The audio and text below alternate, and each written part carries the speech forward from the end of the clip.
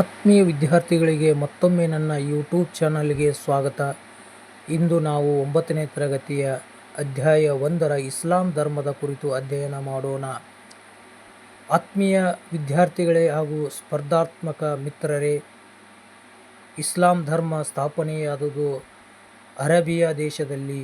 ಇದು ಪಶ್ಚಿಮ ಏಷ್ಯಾದ ಒಂದು ಪರ್ಯಾಯ ದ್ವೀಪವಾಗಿದೆ. ಈ ಪ್ರದೇಶ ಮರುಭೂಮಿಯಾಗಿದ್ದು ವ್ಯವಸಾಯಕ್ಕೆ ಯೋಗ್ಯವಾಗಿರಲಿಲ್ಲ. ಇದರಿಂದಾಗಿ ಅರಬ್ಬರು ವಲಸೆಗಾರರಾಗಿ ಎಲ್ಲಿ ನೀರು ಮತ್ತು ಭೂಮಿ ದೊರಕುತ್ತಿತ್ತೋ ಅಲ್ಲಿ ಹೋಗಿ ನೆಲೆಸುತ್ತಿದ್ದರು. ಈ ರೀತಿ ನೆಲೆಸಿದ ಪ್ರದೇಶಗಳೇ ಮಕ್ಕಾ ಹಾಗೂ ಮದೀನಾ. ಆರಂಭದಲ್ಲಿ ಅರಬ್ಬರು ಬಹುದೇವತಾ ಆರಾಧಕರಾಗಿದ್ದರು. ಕಲ್ಲು, ಮರ, ಚಿಲುಮೆಗಳನ್ನು ದೇವರೆಂದು ಪೂಜಿಸುತ್ತಿದ್ದರು. ಇವುಗಳಲ್ಲಿ ಮಕ್ಕಾ ನಗರದ ಕಾಬಾ ಶಿಲೆ ಹಾಗೂ ಅದರ ಬಳಿ 360 ವಿಗ್ರಹಗಳನ್ನು ಸ್ಥಾಪಿಸಿ ಪೂಜಿಸುತ್ತಿದ್ದರು. ಇದು ಅವರ ಅತಿ ಪ್ರಮುಖವಾದ ಧಾರ್ಮಿಕ ಕೇಂದ್ರವಾಗಿತ್ತು. ಮುಹಮ್ಮದ್ ಪೈಗಂಬರರ ಜನನ ಹಾಗೂ ಜೀವನ. ಇಸ್ಲಾಂ ಧರ್ಮದ ಸ್ಥಾಪಕರಾದಂತಹ ಮುಹಮ್ಮದ್ ಪೈಗಂಬರರವರು ಸಾಮಾನ್ಯ ಶಕ 570ರಲ್ಲಿ ಮಕ್ಕಾದಲ್ಲಿ ಜನಿಸಿದರು. ಇವರ ತಂದೆ ಅಬ್ದುಲ್ಲಾ ಹಾಗೂ ತಾಯಿ ಅಮಿನಾ. ಇವರು ಬಾಲ್ಯದಲ್ಲಿ ತಮ್ಮ ತಂದೆ ತಾಯಿಗಳನ್ನು ಕಳೆದುಕೊಂಡು ಅವರ ಚಿಕ್ಕಪ್ಪನ ಆಶ್ರಯದಲ್ಲಿ ಬೆಳೆದರು. ಆರಂಭದಲ್ಲಿ ಕುರಿಯನ್ನು ಕಾಯುತ್ತಿದ್ದರು. ನಂತರ ಅವರ ಚಿಕ್ಕಪ್ಪನೊಡನೆ ವ್ಯಾಪಾರಕ್ಕೆ ಮಕ್ಕಾ ಹಾಗೂ ಸಿರಿಯಾ ಪ್ರದೇಶಗಳಿಗೆ ಭೇಟಿ ನೀಡುತ್ತಿದ್ದರು. ಆಗ ಮಕ್ಕಾದ ಶ್ರೀಮಂತ ವಿಧವೆ ಖದೀಜರ ಪರಿಚಯವಾಗಿ ಅವರ ಬಳಿ ಸೇವಾ ನೌಕರಿಗೆ ಸೇರಿದರು. ಮುಂದೆ ಆಕೆಯೊಂದಿಗೆ ವಿವಾಹವಾಯಿತು. ಅವರಿಗೆ 2 ಪುತ್ರರು ಹಾಗೂ 4 ಪುತ್ರಿಯರು ಇದ್ದರು. ಜವಳಿ ವ್ಯಾಪಾರಕ್ಕೆಂದು ಮುಹಮ್ಮದರು ಬೇರೆ ಬೇರೆ ಪ್ರದೇಶಗಳಿಗೆ ಭೇಟಿ ನೀಡುತ್ತಿದ್ದಾಗ ಅವರಿಗೆ ಅಲ್ಲಿನ ಕ್ರೈಸ್ತ ಮತ್ತು ಯಹೂದಿಗಳ ಧರ್ಮಗಳ ಸರಳತೆ ಹಾಗೂ ಏಕದೇವತಾರಾಧನೆಯ ಪರಿಚಯವಾಯಿತು. ಇದು ಅರಬ್ಬರ ಬಹುದೇವತಾರಾಧನೆಗಿಂತ ಉತ್ತಮವೆನಿಸಿತು. ಅರಬ್ಬರು ಸಾಮಾಜಿಕ ಹಾಗೂ ಧಾರ್ಮಿಕ ನ್ಯೂನತೆಗಳನ್ನು ಸರಿಪಡಿಸಲು ಆಲೋಚಿಸತೊಡಗಿದರು. ಮಕ್ಕಾದ ಬಳಿಯ ಹಿರಾ ಎಂಬ ತಪ್ಪಲಿನ ಬೆಟ್ಟದ ಕಡೆಗೆ ಹೋಗಿ ಜ್ಞಾನಾಸಕ್ತರಾಗುತ್ತಿದ್ದರು. ಜ್ಞಾನೋದಯವನ್ನು ಪಡೆದ ಪೈಗಂಬರರನ್ನು ಜನರು ದೇವದೂತರೆಂದು ಕರೆಯತೊಡಗಿದರು. ಇವರ ತತ್ವಗಳು ಬಹುಬೇಗ ಜನರ ಆಕರ್ಷಣೆ ಪಡೆದು ಬಹಳಷ್ಟು ಜನರು ಇವರ ಅನುಯಾಯಿಗಳಾದರು. ಕೆಲವೊಮ್ಮೆ ಜ್ಞಾನಾಸಕ್ತರಾಗಿದ್ದಾಗ ಕೆಲವು ಸಂದೇಶಗಳನ್ನು ತನ್ನ ಅನುಯಾಯಿಗಳಿಗೆ ತಿಳಿಸುತ್ತಿದ್ದರು. ಅವುಗಳನ್ನು ದೇವರ ಸಂದೇಶಗಳೆಂದು ಪರಿಗಣಿಸಿ ಅವರ ಶಿಷ್ಯರು ಸಂಗ್ರಹಿಸಿದರು. ಆ ದಿವ್ಯ ಸಂದೇಶಗಳ ಸಂಗ್ರಹ ಇಸ್ಲಾಂ ಧರ್ಮದ ಪವಿತ್ರ ಗ್ರಂಥವಾಗಿದೆ. ಆ ಗ್ರಂಥದ ಹೆಸರೇ ಕುರಾನ್.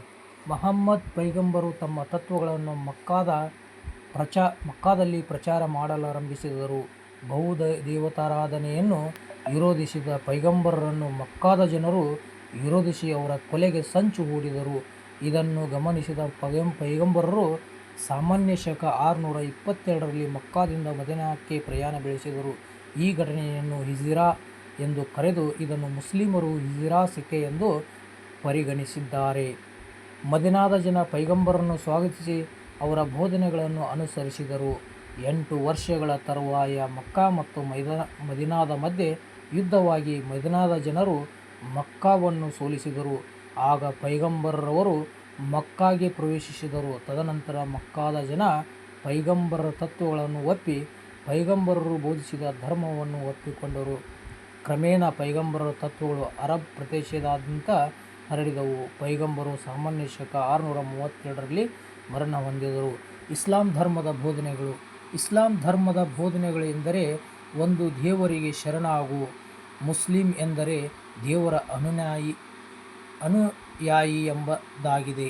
ಈ ಧರ್ಮದ ಬೋಧನೆಗಳು ಹೀಗಿವೆ: ದೇವರು ಒಬ್ಬನೇ, ಆತನೇ ಅಲ್ಲಾ. ಅಲ್ಲಾಹನನ್ನು ಒಲಿಸಿಕೊಳ್ಳಲು ಸರಳ ಪ್ರಾರ್ಥನೆಯೊಂದೇ ಸಾಕು. 2ನೇದಾಗಿ ಪ್ರಾಮಾಣಿಕತೆ ಮತ್ತು ನೀತಿಯುತ ಜೀವನ ನಡೆಸಬೇಕು, ದುಶ್ಚಟಗಳಿಂದ ದೂರವಿರಬೇಕು ಎಂದು ಬೋಧಿಸಿದರು.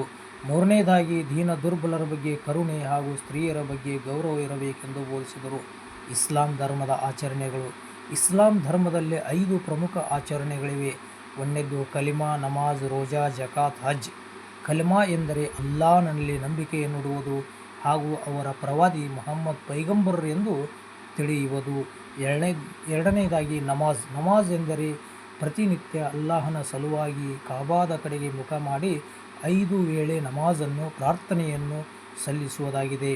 ರೋಜಾ ರಂಜಾನ್ ತಿಂಗಳಿನಲ್ಲಿ 1 ತಿಂಗಳ ಕಾಲ ಉಪವಾಸ ಇರುವುದನ್ನೇ ನಾವು ರೋಜಾ ಎಂದು ಕರೆಯುತ್ತೇವೆ. ಜಕಾತ್ ಎಂದರೆ ಇಸ್ಲಾಂ ಧರ್ಮದ ಜನರು ತಮ್ಮ ಆದಾಯದಲ್ಲಿ ನಿಗದಿಪಡಿಸಿದ ಒಂದು ಭಾಗವನ್ನು ದೀನದಲಿತರಿಗೆ, ಬಡವರಿಗೆ ದಾನ ಮಾಡುವುದನ್ನೇ ಜಕಾತ್ ಎಂದು ಕರೆಯಲಾಗಿದೆ. ಹಜ್ ಎಂದರೆ ಇಸ್ಲಾಂ ಧರ್ಮದ ಅನುಯಾಯಿಗಳು ತಮ್ಮ ಜೀವನದಲ್ಲಿ ಒಮ್ಮೆಯಾದರೂ ಹಜ್ ಯಾತ್ರೆಯನ್ನು ಕೈಗೊಳ್ಳಬೇಕು ಎಂಬುದರ ಒಂದು ತಾತ್ಪರ್ಯವಾಗಿದೆ. ಇನ್ನು ಇಸ್ಲಾಂ ಧರ್ಮದ ಪ್ರಚಾರದಲ್ಲಿ ಮಹಮ್ಮದ್ ಪೈಗಂಬರರ ಮರಣದ ತರುವಾಯ ಧರ್ಮ ಪ್ರಚಾರದ ಜವಾಬ್ದಾರಿಯನ್ನು ಖಲೀಫರು ಹೊತ್ತುಕೊಂಡರು. ಇವರನ್ನು ಮಹಮ್ಮದ್ ಪೈಗಂಬರ ಉತ್ತರಾಧಿಕಾರಿಗಳು ಎಂದು ಕರೆಯಲಾಗಿದೆ. ಇವರ ಪ್ರಾಮಾಣಿಕ ಹಾಗೂ ಪ್ರಯತ್ನದಿಂದ ಕೇವಲ 1ನೇ ಶತಮಾನದಲ್ಲಿ ಇಸ್ಲಾಂ ಧರ್ಮ ಪಶ್ಚಿಮದ ಸ್ಪೇನಿನಿಂದ ಪೂರ್ವದ ಭಾರತದವರೆಗೂ ಪ್ರಚಾರವಾಯಿತು. ಇದಕ್ಕೆ ಕಾರಣವಾದ ಅಂಶಗಳೆಂದರೆ ಇಸ್ಲಾಂ ಧರ್ಮದ ಸರಳತೆ, ಖಲೀಫರ ಧರ್ಮ ಪ್ರಚಾರದ ಕಾರ್ಯಚಟುವಟಿಕೆಗಳು, ಇಸ್ಲಾಂ ಧರ್ಮೀಯರ ಶ್ರದ್ಧೆ, ಸುಲ್ತಾನರುಗಳ ಧಾರ್ಮಿಕ ಆಸಕ್ತಿ, ಪೂರಕವಾಗಿ ಸೃಷ್ಟಿಯಾದ ರಾಜಕೀಯ ಸನ್ನಿವೇಶಗಳು.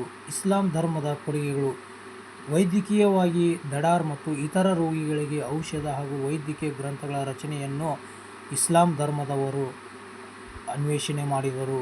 2ನೇದಾಗಿ ವಿಜ್ಞಾನ ಮತ್ತು ಗಣಿತದಲ್ಲಿ ಹೊಸ ಸಂಶೋಧನೆಗಳನ್ನು ಕಂಡುಹಿಡಿದರು. ಮಧ್ಯಯುಗದಲ್ಲಿ ಅರೇಬಿಯಾ ಮತ್ತು ಪರ್ಷಿಯಾ ಸಾಮ್ರಾಜ್ಯಗಳಲ್ಲಿ ಬೆಳೆದಿದ್ದ ಭೂಗೋಳ ಮತ್ತು ಖಗೋಳಶಾಸ್ತ್ರಗಳಲ್ಲಿನ ಜ್ಞಾನವನ್ನು ಪ್ರಪಂಚಾದ್ಯಂತ ಪ್ರಸರಣಗೊಳಿಸಿತು. ಕಲೆ ಮತ್ತು ವಾಸ್ತುಶಿಲ್ಪಗಳನ್ನು ಇಸ್ಲಾಂ ಧರ್ಮ ಪ್ರಭಾವಗೊಳಿಸಿತು. ಇಸ್ಲಾಂ ವಾಸ್ತುಶಿಲ್ಪ ಶೈಲಿಯ ಗುಣಲಕ್ಷಣಗಳನ್ನು ರೋಮನ್, ಬೈಜಾಂಟಿಯನ್ ಮತ್ತು ಪರ್ಷಿಯನ್ ಸಾಮ್ರಾಜ್ಯಗಳಲ್ಲಿ ನಿರ್ಮಾಣವಾದವು ವಾಸ್ತುಶಿಲ್ಪಗಳನ್ನು ಕಾಣಬಹುದು. ಇಸ್ಲಾಂ ಧರ್ಮದಲ್ಲಿರುವ ಪಂಗಡಗಳು: ಇತರ ಧರ್ಮಗಳಲ್ಲಿರುವಂತೆ ಇಸ್ಲಾಂ ಧರ್ಮದಲ್ಲಿಯೂ ಅನೇಕ ಪಂಗಡಗಳಿವೆ. ಅವುಗಳಲ್ಲಿ ಪ್ರಮುಖವಾದವುಗಳೆಂದರೆ ಶಿಯಾ ಮತ್ತು ಸುನ್ನಿ ಪಂಗಡಗಳು. ಮಹಮ್ಮದ್ ಪೈಗಂಬರರ ಉತ್ತರಾಧಿಕಾರಿಗಳನ್ನು ಖಲೀಫರು ಎನ್ನುವರು. ಮಹಮ್ಮದ್ ಪೈಗಂಬರರ ನಂತರ ಖಲೀಫರು ಇಸ್ಲಾಂ ಧರ್ಮದ ಧಾರ್ಮಿಕ ಮತ್ತು ರಾಜಕೀಯ ಮುಖಂಡರಾದರು. ಅಬೂಬಕರ್ ಮೊದಲನೇ ಖಲೀಫನಾಗಿದ್ದನು. ಧನ್ಯವಾದಗಳು ಆತ್ಮೀಯ ವಿದ್ಯಾರ್ಥಿಗಳೇ. ಕೇಳಿ, ಶೇರ್ ಮಾಡಿ, ಲೈಕ್ ಮಾಡಿ.